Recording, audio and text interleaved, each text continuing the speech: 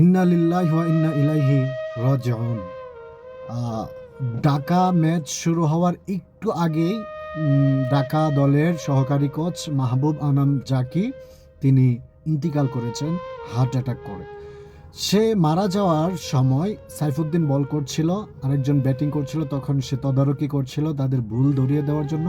হুট করে সেখানে মাঠে সে লুটে পড়ে যায়, সেখানে হার্ট অ্যাটাক করে। তাকে প্রাথমিকভাবে একটু চিকিৎসা করে হসপিটাল নেওয়ার পরেই তাকে মৃত ঘোষণা করে। আল্লাহ তাআলা ওনাকে জান্নাতুল ফেরদৌস নসিব দান করুন। দেখেন, দুনিয়াতে কে কখন মারা যাবে এটা কেউ বলতে পারবে না। তিনি কি জানতেন যে তিনি আজকে মারা যাবেন?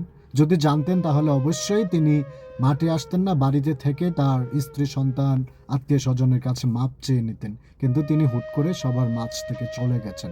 তাই একটা কথা আছে যে থাকতে সময়ের মূল্য বোঝা উচিত। আমরা যারা আছি প্লিজ আপনারা 5 ওয়াক্ত নামাজ পড়বেন, কোরআন হাদিস মেনে চলবেন, আন্দাজি টাইম নষ্ট করবেন না। নামাজ, কোরআন তেলাওয়াত, আল্লাহ তাআলার হুকুমের অবজ্ঞা করে শয়তানের দুকায় পড়ে উল্টাপাল্টা চলবেন না, কারণ কখন কার ডাক চলে আসে কেউ জানে না। তাই সবাই কোরআন হাদিস মোতাবেক চলার চেষ্টা করবেন। ভালো থাকবেন, সুস্থ থাকবেন। আসসালামু আলাইকুম।